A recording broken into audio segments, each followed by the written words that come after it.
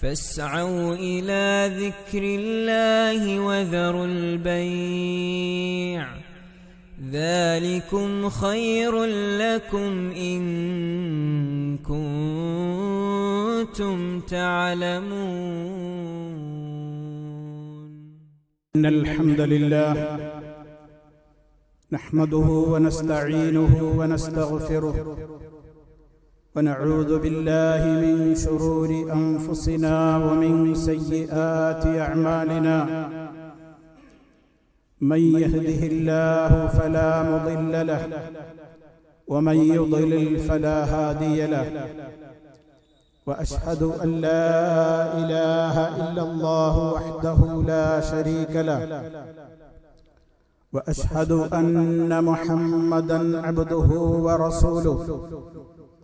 اللهم صل وسلم وبارك عليه وعلى آله وصحبه أجمعين.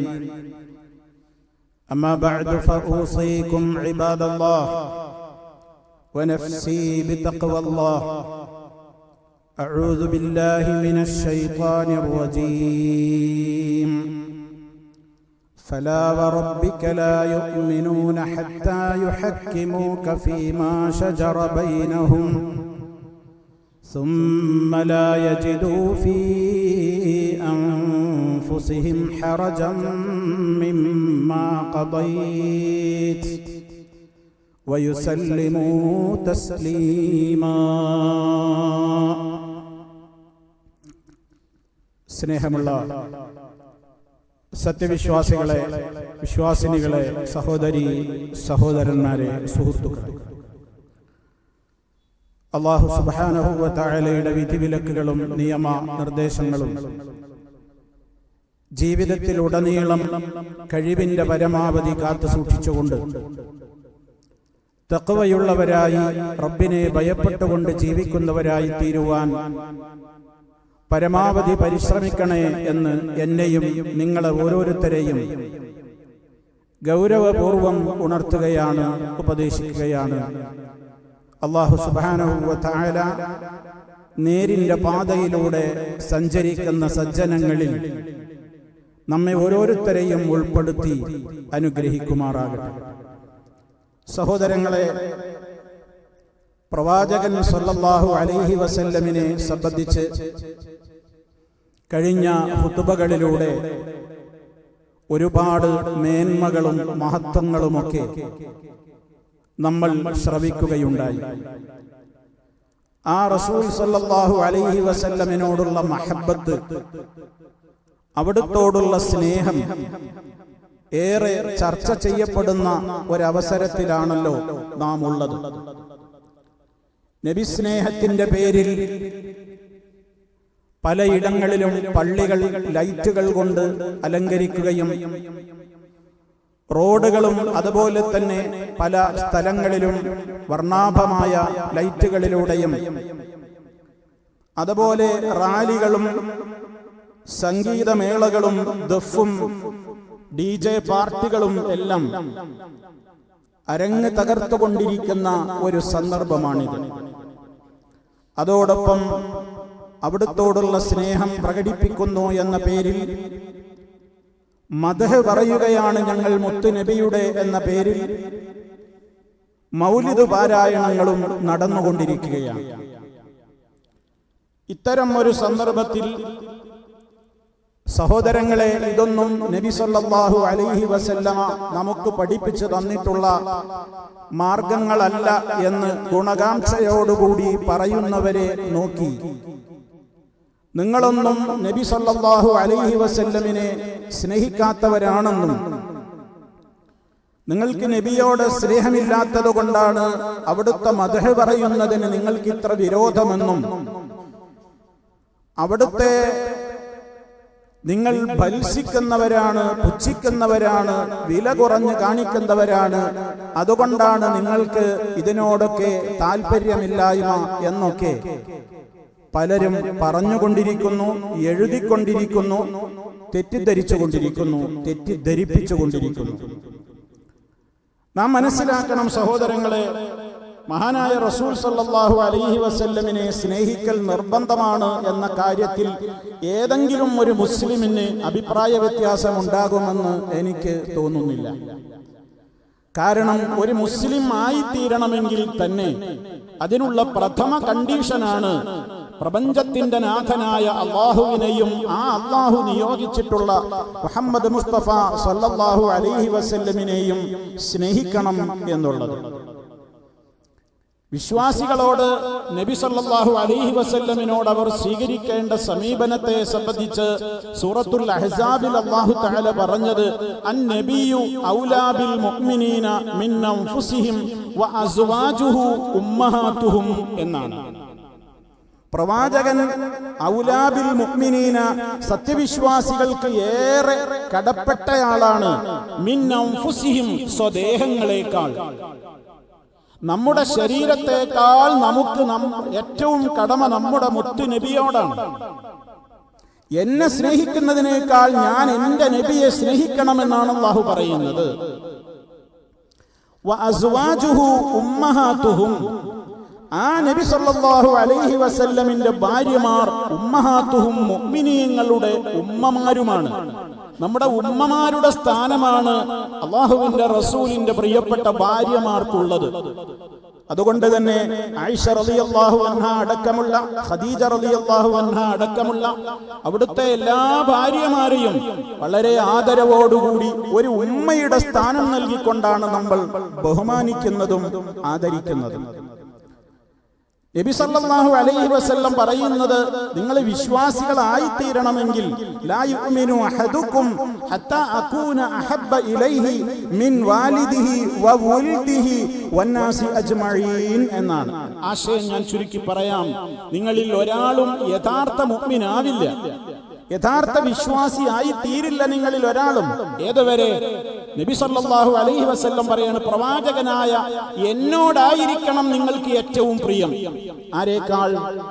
മാതാപിതാക്കളെക്കാൾ, മക്കളെക്കാൾ എന്ന് വേണ്ട, ലോകത്തുള്ള എല്ലാ മനുഷ്യരെക്കാളും നിങ്ങൾ ഏറ്റവും സ്നേഹിക്കുന്നത് എന്നെ ആയിത്തീരുന്നത് വരെ നിങ്ങൾ യഥാർത്ഥ വിശ്വാസിയായി തീരുകയില്ല എന്ന് മുഹമ്മദ് മുസ്തഫ സല്ലല്ലാഹു അലൈഹി വസല്ലം. ഇനി സഹോദരങ്ങളെ, ഇനി എന്താ ഈ ഒരു വിഷയത്തിൽ തർക്കമില്ല എന്ന് വളരെ ക്ലിയർ അല്ലേ? നബി സല്ലല്ലാഹു അലൈഹി വസല്ലമിനെ സ്നേഹിക്കാത്തവൻ മുസ്ലിമാവില്ല, അത് നിർബന്ധമാണ്. ഞാൻ അള്ളാഹു പറഞ്ഞത് കേൾക്കും, അള്ളാഹുവിന്റെ റസൂല് പറഞ്ഞതൊന്നും എനിക്ക് ബാധകല്ല എന്ന് ഒരാൾ പറഞ്ഞാൽ ആ സെക്കൻഡിൽ അവൻ ഇസ്ലാമിൽ നിന്ന് പുറത്താണ്, അവൻ മുർത്തദ്ദാണ്, അവൻ ഈ ഇസ്ലാമിന്റെ എല്ലാ രൂപത്തിലും അവൻ പുറത്തുപോയി, കാഫിറായി പോയി. എല്ലാവരേക്കാളും സ്നേഹിക്കേണ്ടത് എന്ന് പറഞ്ഞാൽ അതിന് ആരൊക്കെ എന്നുള്ള കാര്യത്തിൽ ആർക്കെങ്കിലും അവ്യക്തതയുണ്ടെങ്കിൽ വിശുദ്ധ ഖുർആൻ കൃത്യമായി സൂറത്തു തൗബയിലൂടെ എണ്ണി ചില കാര്യങ്ങൾ പറഞ്ഞു. എത്രത്തോളം നമുക്ക് അള്ളാഹുവിനോട് സ്നേഹമുണ്ടാകണം, ആ അള്ളാഹുവിനോടുള്ള മഹബ്ബത്തിന്റെ ഭാഗമായി അള്ളാഹുവുമായി ബന്ധപ്പെട്ട എന്തിനോടും സ്നേഹം, അള്ളാഹു അയച്ച റസൂലിനോട് സ്നേഹം, അള്ളാഹു ഇറക്കിത്തന്ന വേദഗ്രന്ഥമായ ഖുർആനിനോട് സ്നേഹം, അള്ളാഹു നമ്മോട് കൽപ്പിച്ചിട്ടുള്ള കൽപ്പനകൾ ജീവിതത്തിൽ കൊണ്ടുവരുന്നതിൽ വല്ലാത്തൊരു ആവേശം, അവിടുന്ന് വിരോധിച്ചിട്ടുള്ള കാര്യങ്ങളിൽ നിന്നെല്ലാം വിട്ടുനിൽക്കാൻ വല്ലാത്തൊരു താല്പര്യം ഒക്കെ റബ്ബിനോടുള്ള മഹബ്ബത്തിന്റെ ഭാഗമാണ്. ആ അള്ളാഹു നമ്മോട് പറയാണ്, നിങ്ങൾക്ക് അള്ളാഹുവിനോടും അള്ളാഹുവിന്റെ റസൂലിനോടുമൊക്കെ നിങ്ങൾക്ക് സ്നേഹം എന്റെ ശരീരം കഴിച്ചിട്ടേ എനിക്ക് സ്നേഹമുള്ളൂ, എനിക്കെന്റെ വാപ്പയും ഉമ്മയും പറയുന്നത് കഴിച്ചിട്ടേ ഞാൻ ഇസ്ലാം സ്വീകരിക്കൂ, എന്റെ ഭാര്യ അല്ലെങ്കിൽ എന്റെ ഭർത്താവ് അവരെ കഴിച്ചിട്ടേ എനിക്ക് ഇസ്ലാമിന്റെ നിയമങ്ങളുള്ളൂ, എന്റെ അയൽക്കാര്, നാട്ടുകാര്, ജ്യേഷ്ഠാനുജന്മാര്, ബന്ധുമിത്രാദികള് അവരെയൊക്കെ കഴിച്ചേ എനിക്ക് ഇസ്ലാമിന്റെ നിയമങ്ങളുള്ളൂ, ഞാൻ നടത്തിക്കൊണ്ടിരിക്കുന്ന ബിസിനസ്സും മറ്റു കാര്യങ്ങൾക്കും ഒന്നും ഒരു കോട്ടം തട്ടുന്ന വിധത്തിലുള്ള ഇസ്ലാം എനിക്ക് വേണ്ട, അതൊക്കെ എനിക്ക് ഇസ്ലാമികമായ കാര്യങ്ങളെക്കാൾ പ്രിയപ്പെട്ടതാണ്. ഇതൊക്കെയാണോ നമ്മുടെ മാനസിക നിലവാരമെങ്കിൽ സഹോദരങ്ങളെ, റബ്ബ് സൂറത്ത് തൗബയിലൂടെ പഠിപ്പിക്കുകയാണ്. എല്ലാവരും മനസ്സിലാക്കണം. ഖുൽ, പ്രവാചകരെ പഠിപ്പിച്ചു കൊടുക്കൂ. അള്ളാഹുവിന്റെ റസൂലിനോട് കൽപ്പിക്കുകയാണ്, മുഹമ്മദ് നബിയെ പറഞ്ഞു കൊടുക്കൂ ജനങ്ങളോട്. എന്ത്?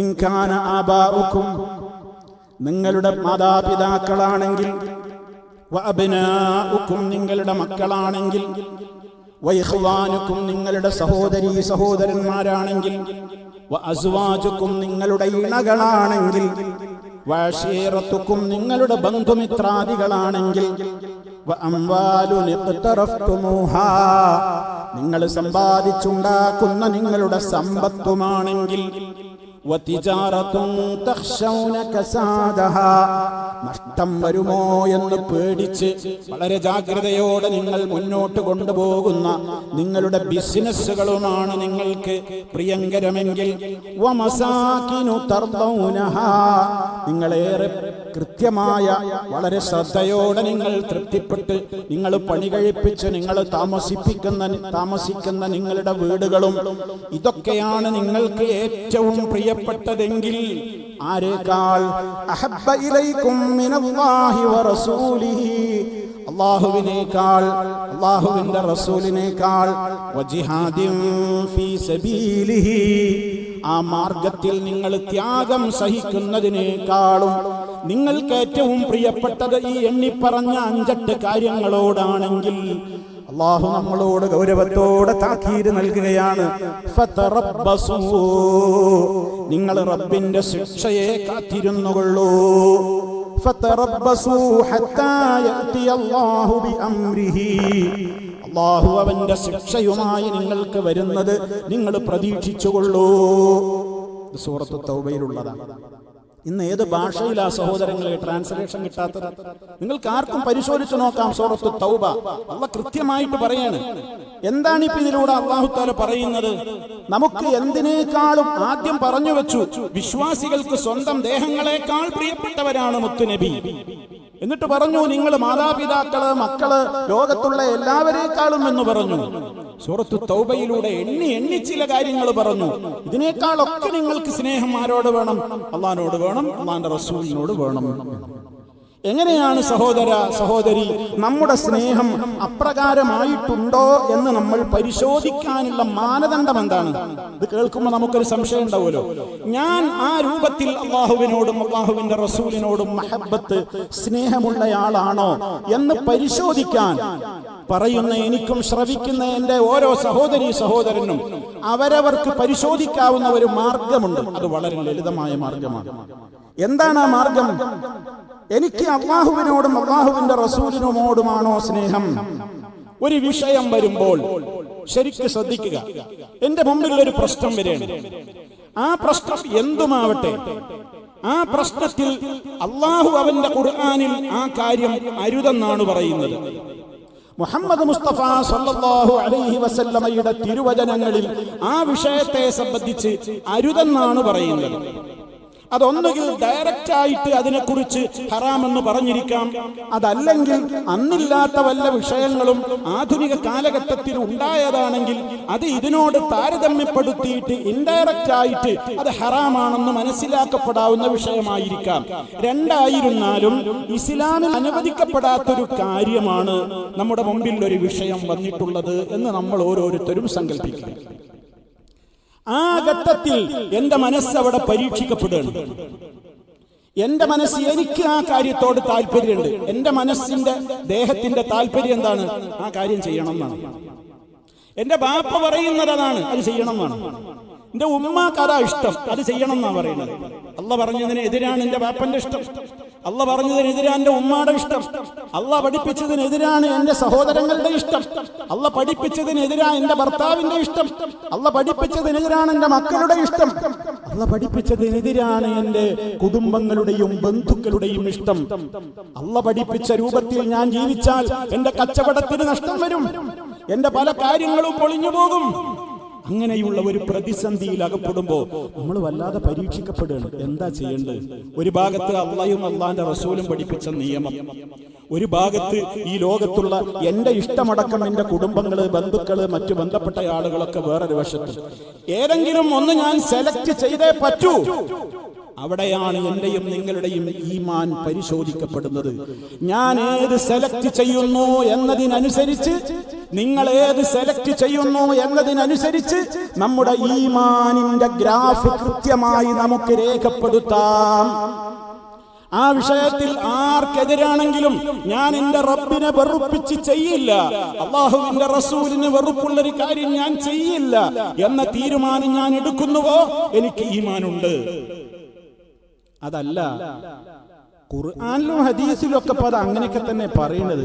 പക്ഷേ എന്റെ ബാപ്പ സമ്മതിക്കൂല, എന്റെ ഉമ്മ അത് ഇഷ്ടപ്പെടൂല, എന്റെ ഭാര്യ തീരെ അവൾക്ക് താല്പര്യമില്ല, എന്റെ ഭർത്താവ് എന്റെ ഇക്ക തീരെ അതിനോട് യോജിക്കാത്ത ആളാണ്, എന്റെ ജ്യേഷ്ഠാനുജന്മാര്, ആങ്ങളമാര്, പെങ്ങന്മാര്, മൂത്തമ്മമാര്, ഇളയമ്മമാര്, അമ്മായിമാര്, ബന്ധപ്പെട്ട പല ആളുകളും അവർക്കൊക്കെ അതിനോടാ താല്പര്യം. ഇത് കാര്യം ചെയ്യണം എന്നാ താല്പര്യം. ഏത് ഖുർആൻ പറഞ്ഞത് പാടില്ല, ഹദീസിൽ പറഞ്ഞത് പാടില്ല, എന്നിട്ടും നമ്മൾ ഇവരുടെ ഇഷ്ടമാണ് പ്രാധാന്യം കൊടുക്കുന്നതെങ്കിൽ അള്ളാഹു പറയുന്നു ഫതറബ്ബസു ഹത്താ യഅതി അല്ലാഹു ബിഅംരിഹി, അള്ളാഹു അവന്റെ കടുത്ത ശിക്ഷ നിങ്ങളിലേക്ക് ഇറക്കുന്നത് കാത്തിരുന്നുകൊള്ളൂ. ഇത് പാവപ്പെട്ട എന്റെ താക്കീതല്ല, ലോകത്ത് ഏതെങ്കിലും ഒരു മനുഷ്യന്റെ താക്കീതല്ല. നമ്മെ സൃഷ്ടിച്ച് പരിപാലിച്ച് നമുക്ക് ശുദ്ധമായ ഓക്സിജനും വെള്ളവും നൽകി ഒരു ഫീസും വാങ്ങാതെ ഇതുവരെ ഏറ്റവും നല്ല നിലക്ക് നമ്മെ പരിപാലിക്കുന്ന റബ്ബാണ് പറയുന്നത്. നിങ്ങൾക്ക് അവരൊക്കെയാണോ എന്നേക്കാളും ഞാൻ അയച്ച എന്റെ ദൂതനേക്കാളും ഇഷ്ടമെങ്കിൽ എന്റെ ശിക്ഷ നിങ്ങൾ കാത്തിരുന്നു കൊള്ളുക. അത് തെമ്മാടികളുടെ സ്വഭാവമാണ്. അതുകൊണ്ട് അവർ നേരായ വഴിയിലല്ല എന്ന് ചേർത്ത് പറയുന്നുണ്ട് ആ സൂക്തത്തിന്റെ അവസാന ഭാഗത്ത്. സഹോദരങ്ങളെ, ചിന്തിക്കൂ, നമ്മൾ ആലോചിക്കുക. ഞാനും നിങ്ങളും ഇങ്ങനെ ഒരു വിഷയം വന്നാൽ, വിഷയം ഏതെന്ന് ഞാൻ പറയുന്നില്ല, നമ്മൾ ഏത് പക്ഷത്ത് നിൽക്കും? ഏത് പക്ഷത്ത് നിൽക്കും? വല്ലാത്തൊരു മനസ്സ് അങ്കലാപ്പിലാകുന്ന, മനസ്സ് വല്ലാതെ സംഘർഷത്തിലാകുന്ന ഒരു നേരമാണത്. നമ്മൾ ഏതിന്റെ പക്ഷത്ത് നിൽക്കും? അള്ളാന്റെ ഈ റസൂലിന്റെ ഈ പക്ഷത്ത് നിന്ന് നാട്ടുകാരും കുടുംബങ്ങളും ബാപ്പിയും എല്ലാവരും വെറുക്കും. കുടുംബത്തിന്റെ പക്ഷത്ത് നിന്ന് അള്ള വെറുക്കും. ഏതാ വേണ്ടത്? മരണപ്പെടുമ്പോ നമ്മുടെ കൂടെ നമ്മൾ ആരുടെയൊക്കെ ഇഷ്ടത്തിന് വേണ്ടി ജീവിച്ചോ നമ്മുടെ മാതാപിതാക്കൾ നമ്മുടെ കൂടെ ഖബറിൽ കിടക്കൂല. ഏറെ സ്നേഹിച്ച് കിടപ്പറ പങ്കിട്ട ഭർത്താവ് കൂടെ കിടക്കൂല, ഭാര്യ കൂടെയില്ല. പല തെറ്റുകൾക്കും പ്രോത്സാഹനം നൽകിയ ഗ്യാങ്ങുകളും കൂട്ടുകാരും കുടുംബങ്ങളും എളാപ്പമൂത്താപ്പമാരും അയൽക്കാരും നാട്ടുകാരും ആരെയും കാണാനില്ല. എല്ലാവരും ഒരു പിടി മണ്ണ് വാരിയിട്ട് അവർ തിരിച്ചു പോന്നിരിക്കുന്നു. നമ്മുടെ ഖബറിൽ നമ്മൾ ഒറ്റക്കാണ്, നമ്മുടെ ഖബറിൽ നമ്മൾ ഒറ്റക്കാണ്. ഏത് തെരഞ്ഞെടുക്കണം? എത്ര സ്നേഹമുള്ള മക്കളും ഒരു ഉമ്മയുടെയും ഉപ്പയുടെയും ഖബറിൽ ഞാൻ ഇവിടെ കുറെ നേരം ഇരിക്കട്ടെ, ഒരു ദിവസം ഇവിടെ കഴിയട്ടെ, അല്ലെങ്കിൽ ഉമ്മയുടെ കൂടെ ഞാനും പോവാ പറയൂല. നമ്മൾ ഒറ്റക്കാണ്. അവിടെയാണ് പരീക്ഷണം. അല്ലാഹുവിന്റെ റസൂല് പറയുന്നത്, നിങ്ങളുടെ ഈമാൻ പൂർണ്ണമാകണമെങ്കിൽ നിങ്ങൾ നിങ്ങളെക്കാളും മാതാപിതാക്കളെക്കാളും മക്കളെക്കാളും ലോകത്തുള്ള എന്തിനേക്കാളും എല്ലാവരെക്കാളും എന്നോട് മഹബ്ബത്തുള്ളവരായി തീരുന്നത് വരെ നിങ്ങളിൽ ഒരാളും യഥാർത്ഥ വിശ്വാസിയാവുകയില്ല എന്ന് പഠിപ്പിച്ചിരിക്കുകയാണ്. ഞാൻ നിങ്ങൾക്ക് വിട്ടുതരുന്നു, ഞാൻ ആരെയും കുറ്റപ്പെടുത്തുന്നില്ല. ഞാൻ എന്നോട് ചോദിക്കുക, ഞാൻ ഇതിൽ ഏത് പക്ഷക്കാരനാണ്? നിങ്ങളിൽ ഓരോരുത്തരും ആലോചിക്കുക, റബ്ബേ ഞാൻ ഇതിൽ ഏത് പക്ഷക്കാരനാണ്? നേരിന്റെ പക്ഷത്ത് നിൽക്കുമോ അതോ കുടുംബ പക്ഷത്ത് നിൽക്കുമോ? നിങ്ങൾ ആലോചിക്കുക, ഞാൻ ആലോചിക്കുക. കാരണം എന്റെയും നിങ്ങളുടെയും കാര്യങ്ങൾ തീരുമാനിക്കുന്ന റഹ്മാനായ റബ്ബിന്റെ കോടതിയിൽ പോയിട്ടാണ് കണക്ക് പറയേണ്ടത്. നമുക്ക് സാധിക്കുമോ ഞാൻ നേരിന്റെ പക്ഷത്ത് നിൽക്കുമെന്ന് പറയാൻ? സന്തോഷിച്ചോളൂ, അതിനെ പരിപോഷിപ്പിച്ചോളൂ, അൽഹംദുലില്ലാ പറഞ്ഞോളൂ. അങ്ങനെ തന്നെ മരണം വരെ നിലനിർത്തണേ ദുആ ചെയ്തോളൂ. അതേ അവസരത്തിൽ കഴിഞ്ഞു പോയതും ഇനിയും ഇപ്പോഴും എനിക്ക് ധൈര്യമില്ല നോ പറയാൻ, നോ പറയേണ്ടിടത്ത് നോ പറയാൻ എനിക്ക് ധൈര്യമില്ല, എനിക്ക് ഇവരൊക്കെ കൂടെ നിന്നാലേ പറ്റുള്ളൂ എന്നാണോ? അല്ലാഹു പറയുന്നു, ഫതറബ്ബസു, നിങ്ങൾ പ്രതീക്ഷിച്ചുകൊള്ളൂ, ശിക്ഷ വരുന്നത് കാത്തിരുന്നുകൊള്ളൂ. ശിക്ഷ വരിക എന്ന് പറഞ്ഞാൽ നമ്മൾ വിചാരിക്കുന്ന രൂപത്തിലൊന്നും ആയിക്കൊള്ളണമെന്നില്ല. പല വിധത്തിലും വരും, പല വിധത്തിലും സംഭവിക്കും. അതുകൊണ്ട് ഭയപ്പെടുക. ആ ഫാസിഖീങ്ങളിൽ, ആ തെമ്മാടികളിൽ നമ്മൾ ഉൾപ്പെടാതിരിക്കുവാൻ പ്രിയപ്പെട്ടവരെ നമ്മൾ ഓരോരുത്തരും ശ്രമിക്കണം. ഇതാണ് എനിക്ക് എന്നോടും നിങ്ങളോടും പറയാനുള്ളത്. നിങ്ങൾക്ക് വിട്ടുതരുന്നു, ഓപ്ഷൻ തരുന്നു, തീരുമാനം നിങ്ങളെക്കുറിച്ച് നിങ്ങൾ പറയുക, മറുപടി ആരോടും പറയേണ്ട. ഞാൻ ഇതിൽ എവിടെ നിൽക്കുന്നു? എന്നിട്ട് ഈമാനിന്റെ ഗ്രാഫ് കുത്തനെ ഉയർന്നിട്ടുണ്ടോ താഴെയാണോ എന്ന് പരിശോധിക്കണം. മാത്രമല്ല, അല്ലാഹുവിന്റെ റസൂലിനോടുള്ള മഹബ്ബത്തിന്റെ ഭാഗമാണ്. അവിടുത്തെ പേര് കേൾക്കുമ്പോൾ അവിടുത്തേക്ക് വേണ്ടി അല്ലാഹുവിനോട് നിരന്തരം പ്രാർത്ഥിച്ചുകൊണ്ടിരിക്കണം. അതാണ് സ്വലാത്ത്. നബിതങ്ങളുടെ പേര് കേൾക്കുമ്പോൾ അല്ലാഹുമ്മ സ്വല്ലി വസല്ലിം അലൈഹി അല്ലെങ്കിൽ സ്വല്ലല്ലാഹു അലൈഹി വസല്ലം എന്നിങ്ങനെ, അല്ലാഹുവേ നബി സ്വല്ലല്ലാഹു അലൈഹി വസല്ലമിന് നീ രക്ഷയും ഗുണവും പ്രദാനം ചെയ്യണേ എന്ന് അല്ലാഹുവിനോട് നമ്മൾ നബിക്ക് വേണ്ടി പ്രാർത്ഥിക്കുന്ന പ്രാർത്ഥനയാണെന്ത്? സ്വലാത്ത്. അത് നമുക്ക് നബി സല്ലല്ലാഹു അലൈഹി വസല്ലമിനോടുള്ള മഹബത്തിന്റെ ഭാഗമാണ്. കാരണം ഒരു തവണ സ്വലാത്തിനെ ചോദിച്ചാൽ 10 കൂലിയാണ് അല്ലാഹു നമുക്ക് ഓഫർ ചെയ്യുന്നത്. അത്രയും വലിയ പുണ്യകർമ്മമാണ് നബി സല്ലല്ലാഹു അലൈഹി വസല്ലമിന്റെ മേൽ സ്വലാത്ത് ചൊല്ലുക എന്നുള്ളത്. മൂന്നാമതായി സഹോദരങ്ങളെ, അവിടുത്തോടുള്ള സ്നേഹത്തിന്റെ ഭാഗമാണ് അവിടുത്തെ നമ്മൾ എപ്പോഴും പ്രശംസിച്ചുകൊണ്ടിരിക്കണം. അവിടുത്തെ കുറിച്ച് ഇങ്ങനെ നല്ല കാര്യങ്ങൾ പറയാ, അവിടുത്തെ കുറിച്ചുള്ള സ്നേഹം, എന്തിനും ഏതിനും എനിക്ക് എന്റെ മോഡൽ അവിടുന്നാണ് എന്നിങ്ങനെ അവിടുത്തെ കുറിച്ചുള്ള പ്രശംസകൾ പറയാ. അവിടുത്തെ ആരെങ്കിലും പുച്ഛിച്ച് സംസാരിക്കുന്നുണ്ടെങ്കിൽ, അവിടുത്തെ ഏറ്റവും നല്ല ജീവിതത്തെ കളങ്കപ്പെടുത്തുന്ന വിധത്തിൽ ഏതെങ്കിലും ശക്തികൾ സംസാരിക്കുന്നുണ്ടെങ്കിൽ അവർക്ക് മറുപടി പറയലും ശക്തമായി പ്രമാണങ്ങൾ ഉദ്ധരിച്ചുകൊണ്ട് നിങ്ങൾ പരിചയപ്പെടുത്തുന്നയാളല്ല ഞങ്ങളുടെ മുത്തുനബി, മറിച്ച് മുത്തുനബി ഇങ്ങനെയായിരുന്നു എന്ന് കൃത്യമായി പ്രമാണങ്ങൾ ഉദ്ധരിച്ചു പറയാൻ നമുക്ക് സാധിക്കണം. അത് നമുക്ക് അവിടുത്തോടുള്ള മഹബത്തിന്റെ സ്നേഹത്തിന്റെ ഭാഗമാണ്. അതേ അവസരത്തിൽ ഒരു കാര്യം പ്രത്യേകം മനസ്സിലാക്കണം.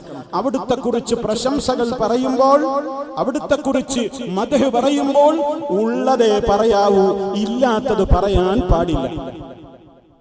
അത് ലോജിക്കലി യുക്തിപരമായി തന്നെ നോക്കിയാൽ അങ്ങനെ തന്നെയല്ലേ? അള്ളാന്റെ റസൂൽ സല്ലല്ലാഹു അലൈഹി വസല്ലം അവിടെ ഇരിക്കട്ടെ, ആ ഉന്നതമായ വ്യക്തിത്വത്തിന്റെ കാര്യത്തിലേക്ക് ഞാൻ വരുന്നുണ്ട്. അതവിടെ നിൽക്കട്ടെ. നമ്മളൊന്ന് സ്വയം ചിന്തിക്ക്. എന്നെ കുറിച്ച് ഞാൻ പറയാത്ത ഒന്ന് അങ്ങാടിയിൽ കൂടി നടന്ന് അല്ലെങ്കിൽ മൈക്ക് കെട്ടി ഒരാൾ പറഞ്ഞാൽ എന്റെ മാനസികാവസ്ഥ എന്തായിരിക്കും? ഞാൻ പറയാത്തത് ഞാൻ പറഞ്ഞു അങ്ങനെ പറയാം. ഞാനത് തീരെ ഇഷ്ടപ്പെടുന്നില്ല. നിങ്ങളിൽ ആരെങ്കിലും ഇഷ്ടപ്പെടോ? നിങ്ങൾ ആരും പറയാത്തൊരു കാര്യം പറഞ്ഞു എന്ന് പറയാ വിടുവോ? നമ്മളാളെ നമുക്ക് എന്തുമാത്രം വിഷമമുണ്ടാകും. നമ്മൾ പറയില്ലേ, എന്റെ മലക്കുകൾ പോലും അറിഞ്ഞിട്ടില്ല, എന്നിട്ട് എന്റെ പേരിലാണ് ആ പറഞ്ഞു നടക്കുന്നത് എന്ന് നമ്മൾ ഇവിടെ ഒരു സാധാരണക്കാരായ നമ്മൾ.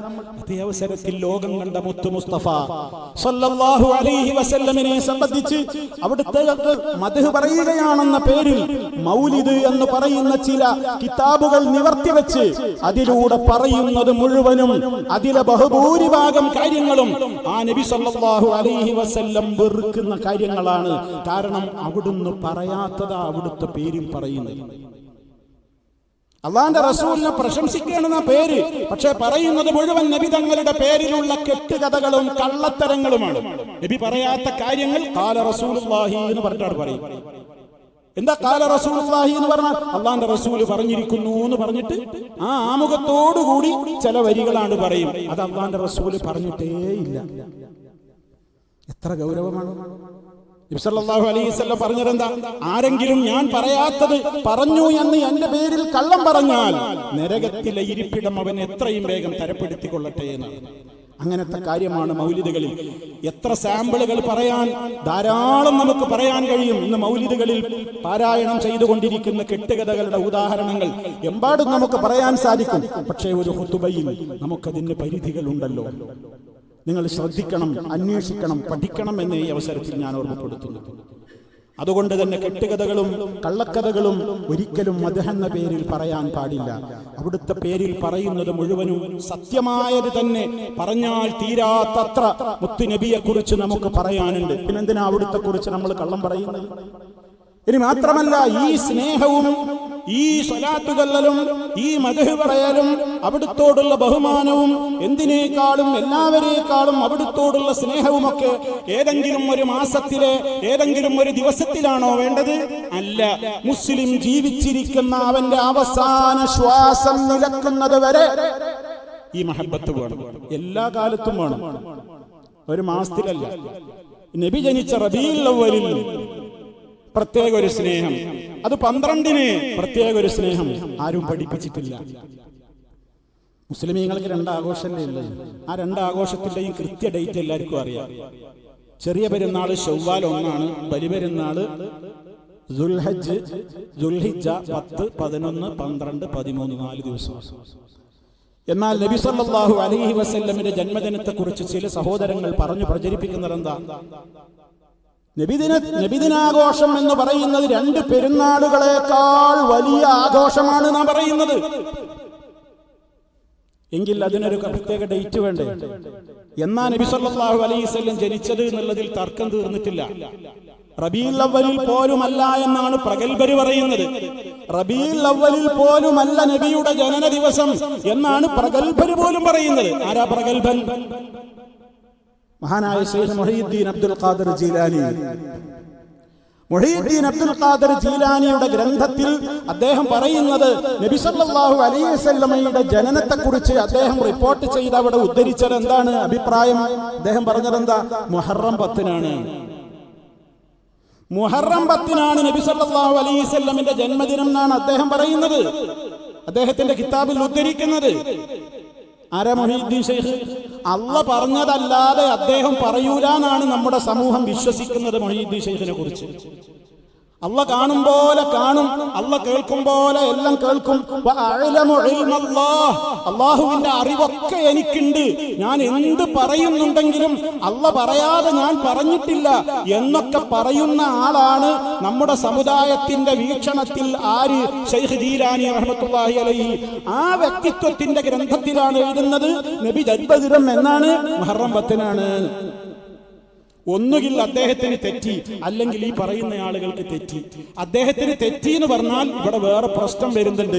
അള്ളാന്റെ എല്ലാ അറിവും എനിക്കുണ്ട് എന്ന് പറഞ്ഞ ആളാണ്, അള്ള പറയാതെ ഞാനൊന്നും പറയൂല എന്ന് പറഞ്ഞ ആളുമാണ്. എന്താ പ്രശ്നത്തിന്റെ പരിഹാരം? അത് പ്രചരിപ്പിക്കുന്ന ആളുകളിലേക്ക് വിട്ടുകൊടുക്കുകയാണ്. ചിന്തിക്കണം സഹോദരൻ, എന്താ ഈ അഭിപ്രായ വ്യത്യാസമൊക്കെ ഉണ്ടാകാൻ? അങ്ങനൊരു പ്രധാനപ്പെട്ട ആഘോഷ ദിവസമാണെന്നെങ്കിൽ അത് ഇസ്ലാമികമായി കൃത്യമായി നമുക്ക് പഠിപ്പിച്ച് തരുമില്ലേ? അതുകൊണ്ട് ആ നിലക്കുള്ള കാര്യങ്ങൾ മുത്തുമുസ്തഫയോട് സ്നേഹമുണ്ടെങ്കിൽ നമ്മൾ സ്വീകരിക്കേണ്ടുന്ന നിലപാട് മറിച്ചാണെന്ന് പറയുന്നവരെ നോക്കി നിങ്ങൾ പ്രവാചക വിരോധികളാണെന്നോ, നിങ്ങൾ പഴച്ചവരാണെന്നോ, പുത്തൻവാദികളാണെന്നോ, അവിടുത്തെ നിങ്ങൾക്ക് പ്രിയമില്ലാത്തത് കൊണ്ടാണെന്നോ ആരെങ്കിലും തെറ്റിദ്ധരിച്ചുവെങ്കിൽ അവർ മനസ്സിലാക്കട്ടെ എന്ന നിലക്കാണ് ഈ കാര്യങ്ങൾ എന്റെയും നിങ്ങളുടെയും ശ്രദ്ധയിൽ കൊണ്ടുവരുന്നത്. സത്യത്തെ സത്യമായി തന്നെ മനസ്സിലാക്കി അതിനെ പിൻപറ്റി ജീവിക്കുവാനുള്ള തൗഫീഖ് റഹ്മാനായ റബ്ബ് നമുക്കെല്ലാവർക്കും നൽകി നമ്മെ എല്ലാവരെയും അനുഗ്രഹിക്കുകയും ആദരിക്കുകയും ചെയ്യുമാറാകട്ടെ.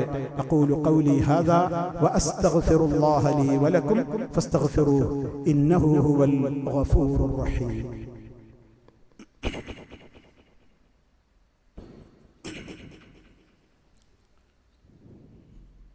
الحمد لله وحده والصلاة والسلام على من لا نبي بعده وعلى آله وصحبه ومن تبع هديه. أما بعد فأوصيكم عباد الله ونفسي بتقوى الله. അള്ളാഹുവിനെ സൂക്ഷിച്ച് ജീവിക്കണേ. ഒരിക്കൽ കൂടി എന്നെയും നിങ്ങളെ ഓരോരുത്തരെയും ഗൗരവപൂർവം ഉണർത്തുകയാണ് റഹ്മാനായ റബ്ബ്. അവനെ വഴിപ്പെട്ടുകൊണ്ട് ജീവിക്കുന്ന യഥാർത്ഥ അടിമകളിൽ നമ്മെ എല്ലാം ഉൾപ്പെടുത്തി അനുഗ്രഹിക്കുമാറാകട്ടെ. സഹോദരങ്ങളെ, പ്രവാചക സ്നേഹത്തിന്റെ സവിശേഷതകൾ നമ്മളിപ്പോൾ മനസ്സിലാക്കി കഴിഞ്ഞു. അതിലാർക്കും തർക്കമില്ല, അത് നിർബന്ധമാണ്. പക്ഷേ അതിൻ്റെ വശങ്ങൾ നമ്മൾ ഗ്രഹിക്കാതെ തെറ്റിദ്ധരിക്കരുത് എന്ന നിലക്കാണ് ചില കാര്യങ്ങൾ സൂചിപ്പിച്ചത്. അതോട് ചേർത്തുകൊണ്ട് മനസ്സിലാക്കേണ്ട ഒരു കാര്യം കൂടി നമ്മൾ മനസ്സിലാക്കണം. ഓരോ മതത്തിന്റെ ആളുകൾക്കും ഓരോ ആഘോഷങ്ങളുണ്ട്. ഇപ്പൊ ഞാൻ നേരത്തെ തന്നെ സൂചിപ്പിച്ചു, മുസ്ലിമീങ്ങൾക്ക് 2 ആഘോഷ ദിവസങ്ങളേ ഉള്ളൂ. ഒന്ന് ഈദുൽ ഫിത്റാണ്, മറ്റൊന്ന് ഈദുൽ അദ്ഹയാണ്. ഈ 2 ആഘോഷങ്ങൾക്കും അതിൻ്റെതായ മര്യാദകളും അത് ആഘോഷിക്കേണ്ട രീതികളുമൊക്കെ ഇസ്ലാം പഠിപ്പിച്ചു തന്നിട്ടുണ്ട്. അതിനപ്പുറമുള്ള ആഘോഷങ്ങൾ മറ്റു മതവിഭാഗങ്ങളിൽ പലർക്കുമുണ്ട്. പല മതങ്ങൾക്കും പല ആഘോഷങ്ങളുണ്ട്. അത് ക്രൈസ്തവർക്കുണ്ട്, ഹൈന്ദവർക്കുണ്ട്, പല ആളുകൾക്കുമുണ്ട്. അവരുടേതായ ആചാരങ്ങളുണ്ട്, അവരുടേതായ ആഘോഷങ്ങളുണ്ട്, സമ്പ്രദായങ്ങളുണ്ട്. അതൊക്കെ ഈ ലോകത്ത് ഓരോരുത്തരും അവരവരുടേതായ ആഘോഷങ്ങളും രീതികളും ഒക്കെ കൊണ്ടാടുന്ന കാര്യങ്ങളാണ്. അതിനൊക്കെ സ്വാതന്ത്ര്യമുള്ള ലോകത്താണ് നമ്മൾ ജീവിക്കുന്നത്. പക്ഷെ ചില ആഘോഷങ്ങൾ തെറ്റായിരുന്നു, ചില ആഘോഷങ്ങൾ ശരിയാണ്. പക്ഷെ തെറ്റും ശരിയും വേർതിരിച്ചിട്ട് അതിന് പ്രതിഫലം നൽകുന്ന ലോകം ഇവിടെയല്ലല്ലോ, അത് മരണാനന്തരമാണ്. അതുകൊണ്ട് ഇവിടെ ജീവിക്കുന്ന ഒരു ബഹുസ്വര സമൂഹത്തിൽ ജീവിക്കുന്ന ഓരോ ആളുകളും വ്യത്യസ്ത ആളുകളുണ്ടാകും. അവരൊക്കെ അവരുടേതായ ആഘോഷങ്ങൾ ആഘോഷിക്കട്ടെ. എന്നാൽ സൗഹാർദ്ദത്തിന്റെ പേര് പറഞ്ഞിട്ട് മുസ്ലിമീങ്ങൾ അവരുടേതായ ഇസ്സത്ത് നശിപ്പിച്ചുകൊണ്ട് മറ്റുള്ളവരോട് സൗഹാർദ്ദമുള്ള വ്യക്തിയായി തീരണമെങ്കിൽ ഞാൻ അവരുടെ ആഘോഷങ്ങളെ ഞാനും നമ്മുടെ ജീവിതത്തിന്റെ ഭാഗമാക്കി മാറ്റിയാലേ പറ്റൂ എന്ന ഒരു ധാരണ, പ്രിയമുള്ളവരെ, അത് വിശ്വാസിക്ക് ഒരിക്കലും ഭൂഷണമല്ല. നിങ്ങൾ ശരിക്കും മനസ്സിലാക്കുക. ഓരോ മതങ്ങളും അവരുടെ ആഘോഷങ്ങൾ ആഘോഷിക്കട്ടെ, അതിന് സ്വാതന്ത്ര്യമുണ്ട്. അതേ അവസരത്തിൽ സൗഹാർദ്ദമായി തീരണമെങ്കിൽ മറ്റുള്ളവരുടെ ആഘോഷത്തിൽ അത് ഞാനും അവരുടെ ആഘോഷ ദിവസം ഞാനും ആഘോഷിക്കണം, എൻ്റെ ആഘോഷ ദിവസം അവരും ആഘോഷിക്കണം.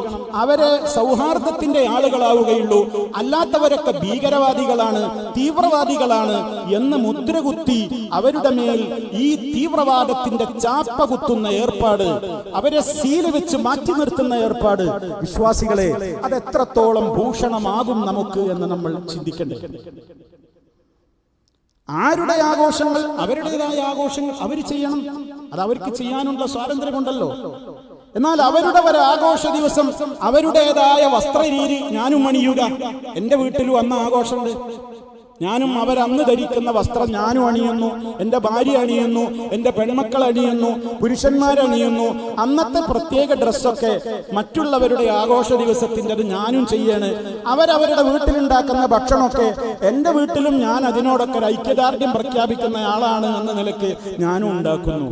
അങ്ങനെ അവരുടെ ആഘോഷം ഞാനും ആഘോഷിക്കുക. ഇനി പെരുന്നാളായാൽ എന്ത് ചെയ്യണം? മറ്റുള്ള മതത്തിന്റെ ആളുകൾ അവരെന്ന് വെള്ള ഡ്രസ്സൊക്കെ എടുത്ത്, തൊപ്പിയൊക്കെ ഇട്ട്, തലപ്പാവൊക്കെ ധരിച്ച്, അതുപോലെ തന്നെ പോത്തിറച്ചിയൊക്കെ ഉണ്ടാക്കി, തേങ്ങാച്ചോറുണ്ടാക്കി, അല്ലെങ്കിൽ നല്ലൊരു ബിരിയാണിയൊക്കെ ഉണ്ടാക്കിയിട്ട് അവരും തക്ബീറൊക്കെ ഇങ്ങനെ വിളിക്കണം, അവരും തന്നെ ഒരു ബലിയൊക്കെ അറുക്കണം, അവരും തന്നെ സ്ത്രീകളൊക്കെ അന്ന് പർദ്ദയോ അല്ലെങ്കിൽ തട്ടൊക്കെ ഇട്ടിട്ട് അവരും നടക്കണം. അങ്ങനെ ഒരു രീതി ഉണ്ടോ? ഇനി ഏതെങ്കിലും ഒരാൾക്ക് അങ്ങനെ തോന്നി എന്നാ പിന്നെ നമുക്കും ചെയ്യാമെന്നാണോ ഈ പറയുന്നതിന്റെ അർത്ഥം? ഒന്നുമല്ല. ഞാൻ പറയുന്നത് അതൊന്നുമല്ല.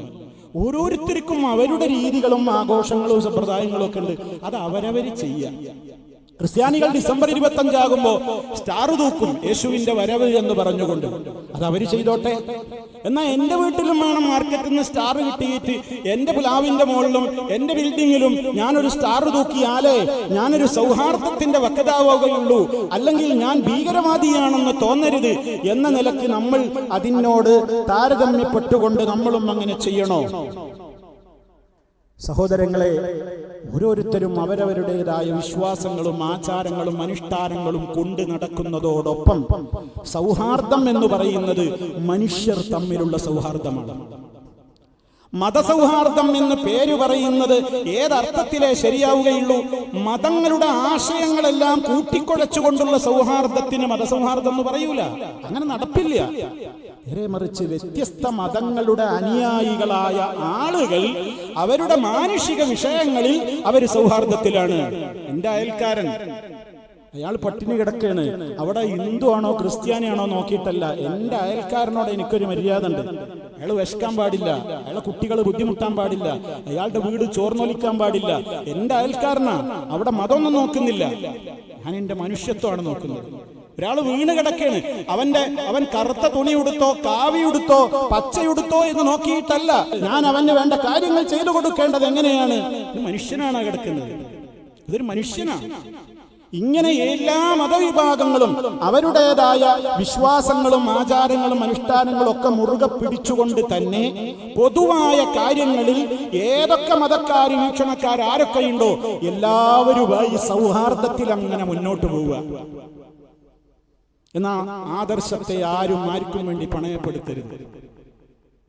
ആരും ആദർശത്തെ മറ്റൊരാൾക്ക് വേണ്ടി എന്ത് ചെയ്യരുത്? ഞാൻ അതിനെ കുഴിച്ചു മൂടരുത്.